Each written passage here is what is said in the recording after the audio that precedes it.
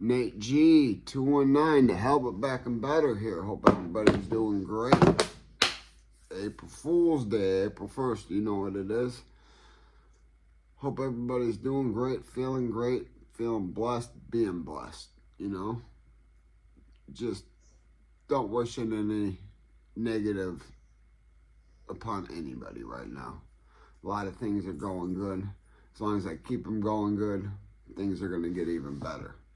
But the last video I had made, I had told you about an experience I had while I was arrested. And when I was arrested that time, my sternum had been broken and was healing. I was telling you about how I'd gotten away without getting caught with all the Xanax bars. Instead of getting caught, I ate a bunch of them. Bad story, sternum was rebroken. But I promised you guys a prequel on how the hell did my sternum get broken, and you know, that story. And like I've told you guys before, most of these stories evolve around addiction.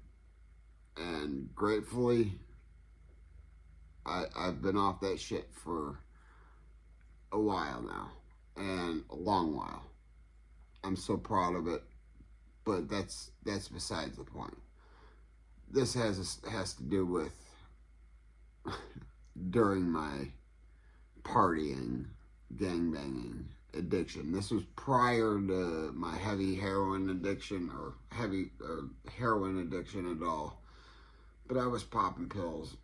I was abusing Xanax, and man, I like to drink Long Island iced teas. Now, I've never been a big drinker in my life, but there was a certain bar called the Junkyard.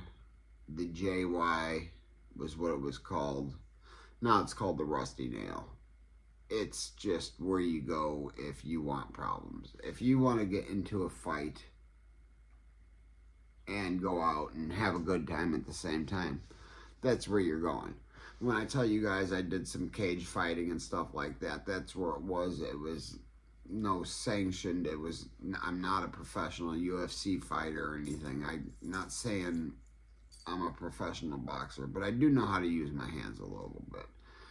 So, between Xanax, Long Island iced teas, and confidence, it's not always a good mixture, guys. So, February 14th, Valentine's Day, 2010. I'm at the Junkyard. And I'm dating a girl. So, I'm going to have to be bouncing around years, alright? In 2010, I was 29 years old, going on 30. I'd have been 30 in a few months. So I was, starting to, I had lost the marriage and my life was in some shambles. Okay, so I was dating a girl, my friend. I'm not going to mention her name. If she sees this video, she knows who she is. Never had any bad hard feelings, falling outs with her or anything. We just went our separate ways. She'd been a friend of mine for a long time, and I'm grateful to say she'd always be a friend of mine. But so I was 29 years old. I think she was a week older than me. Yeah, exactly 1 week older than me. So we were the same age. Her cousin was, I want to say, 2, maybe 3 weeks younger than us. Her cousin, I hope I said cousin. I'm speaking of her female cousin. I don't know what I said. I don't really care. I'll edit or tell you guys what I said. I'll probably leave it in there because some of the things I do is funny. My attention span is that of a gnat sometimes. Anyways, so her cousin was just a couple weeks behind us. But where her cousin was from, Hawaii, this is back in the 90s, they were allowed to get their driver's license at the age of 15. I don't know if that was an island thing. I don't understand the reason. Hold on, time out. Coffee break. Time in. So, Melissa, sorry, I mean, her name's Melissa. I'm not, it doesn't matter. I'm not going to use any last names. Sorry. But I, when I was 15, I was friends with the girl I had been dating when I was 29, but there was a big group of us, and I dated a couple of them, but mostly I dated Melissa, the one that had grown up in Hawaii. Now, I met her because she would come to Indiana for the summer to visit with her dad for the summer. Her dad, being that she had her license, regardless of her age, she had a legal license. So we were driving around. The best part of it is that she had a fake ID that said she was 19. Cigarettes, that's all we were worried about, was buying cigarettes, and she looked every bit of 20, 21. I had seen her able to buy alcohol. I mean, she looked way too old and could have gotten guys in trouble if she had wanted to. I don't know. I don't know that. It's regardless. Irregardless, it's irrelevant. None of that matters.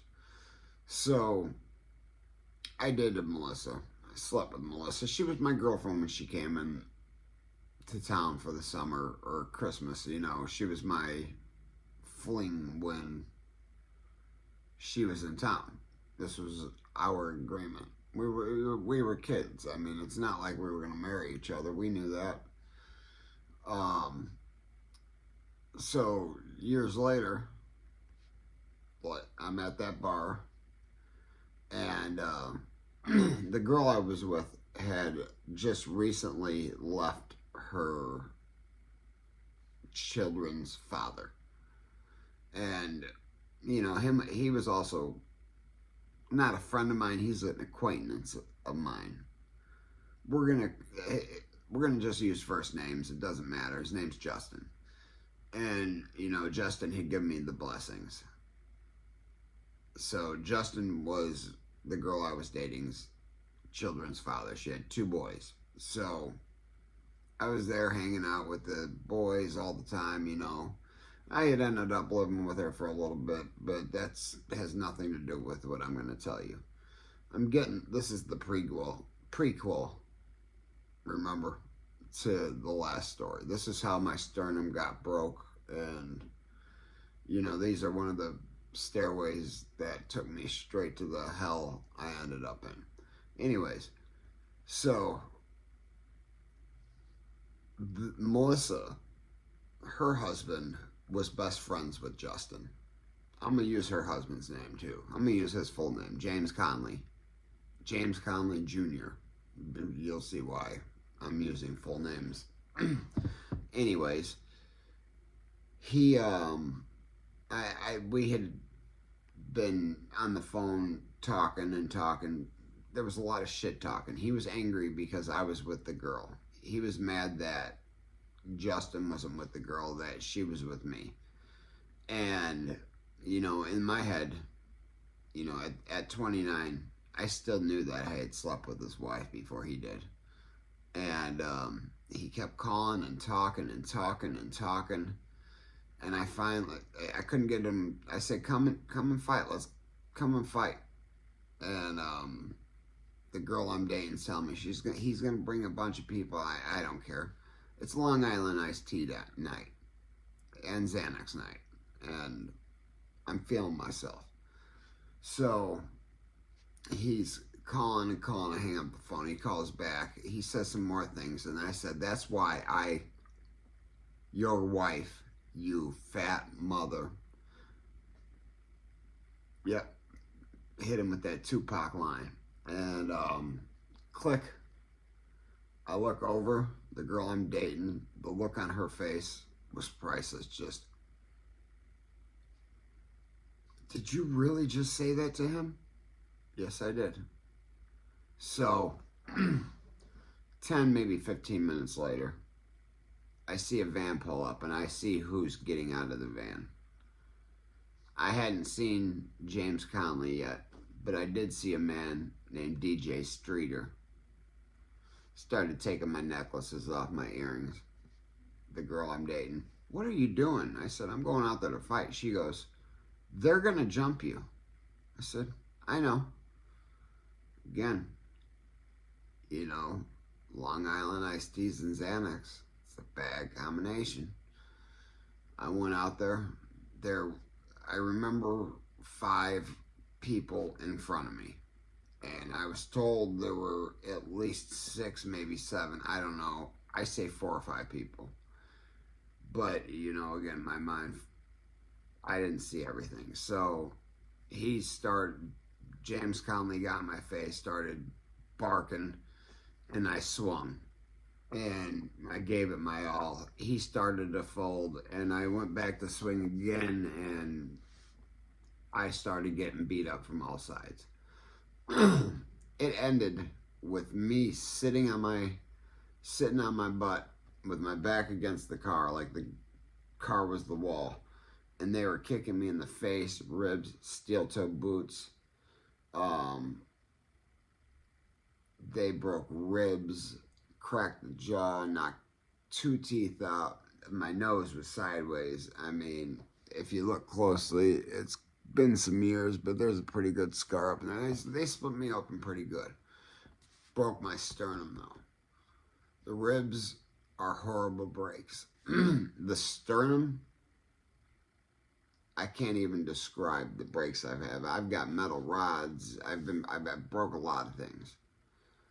Nothing in the world has ever compared to this sternum break. And I've heard from numerous different people that it's, if not the worst, one of the second or third worst. I know the femur is a bad one. But the thing is about the femur, it doesn't hurt when you breathe until it heals. I'm not saying it doesn't. I've never broke my femur, but the muscles are in your lung to just simply survive, contract that sternum. So, sorry guys, story's not over yet. This is going to continue for a few more minutes. The story's not over, but they beat my butt bad. They whooped me. I mean, I did tell the man I slept with his wife, but I was 15 and I didn't care. And I do know that the first hit I got off jawed him, and I don't know if he folded because I got whooped so quick afterwards, but I know he was going towards the ground. Whether he hit it all the way, I don't know. But to swing on one person when you're surrounded by the group of homies, never the wisest thing to do. The mixture of alcohol and Xanax make you do bad things. Xanax will make you make an overload. Abuse of Xanax will make you make that bad decisions. Abuse of alcohol, bad decisions. The two combined quadruples the bad decisions. Not even kidding you.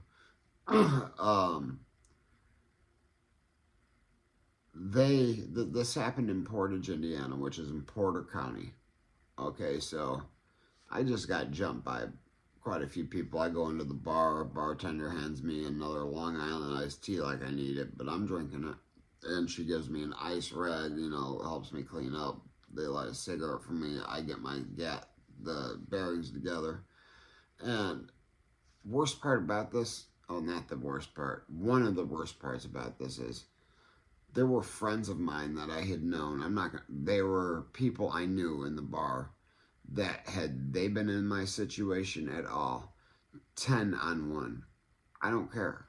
I'm going to go get beat up with my friend. Not one of them came out to help me. Not one of them came out to do anything. I wasn't there with any of my brothers, but I was there with people I went to school with, known for 20 years plus, and did nothing. Not one of them. Not a single one of them. But anyways, like I said, this happened in Portage, which is in Porter County.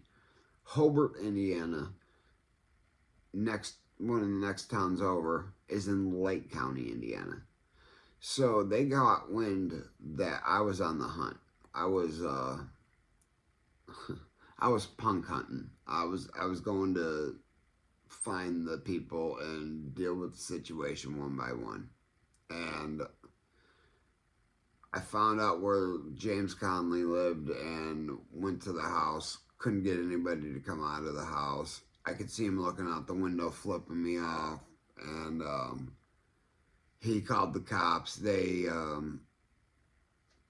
didn't make any big deal of it, and they said that I was harassing, intimidating. They gave me a battery, intimidation, and a harassment charge. They didn't arrest me right there on the spot. But a couple days later, I get a letter in the mail. It's a warrant for my arrest. You know, turn yourself in, yada, yada, yada. Bond was like, I think, $200 or something. And run that. I called my lawyer. I said, hey, I got to go turn myself in. I'm going to bond myself out. I got the cash to do it. He's like, coming with you, yada, yada, yada. So, go to court, because it was a court date. There was a court date that was on there. That's when I had went to court, and to turn myself in. I was going to do it all at the same time, because I had plans.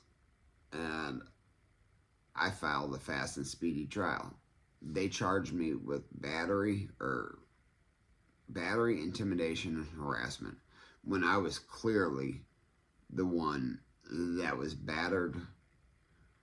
I was never intimidated. If I was intimidated, I probably wouldn't have gone out there and swung at big. He was probably the smallest of them, and he was bigger than me. And to swing at him first, let alone anybody, when you're surrounded by a group of people, that's a stupid thing to do. Don't do it unless you're ready to get your ass whooped. Anyways, I got arrested for it. Filed a fast and speedy. It didn't. Fast and speedy, they got 72 days to have you convicted. It took much longer than that, because, like I said, you know, I had broke my sternum. I was out on bond.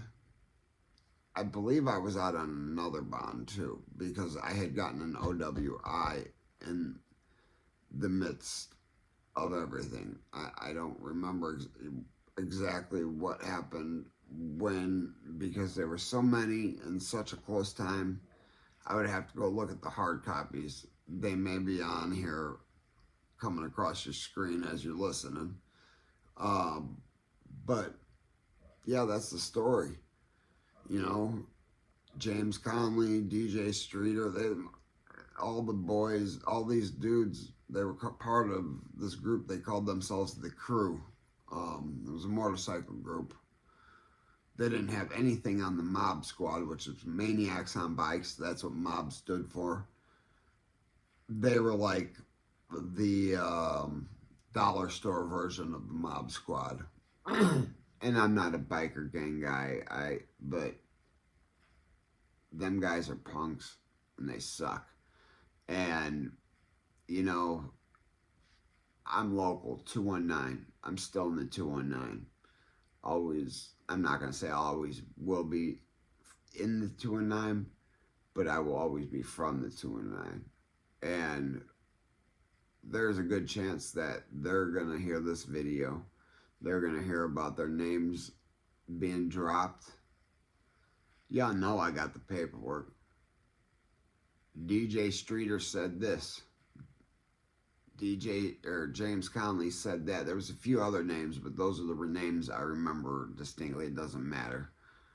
But I just wanted to tell you about one of them hellacious fight stories, one of them stories that, you know, one of my wild boy wasted stories.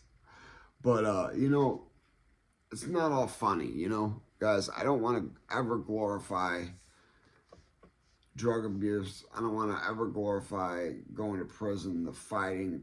This crap's got to stop. Like, yeah, I had a lot of time, a lot of fun in those times.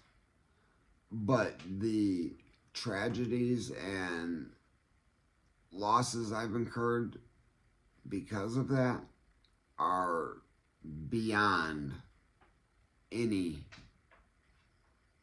good thing that's ever happened. There has been the percentage difference. It's like 90% bad to 10% good, regardless of me having fun or not. It all became bad.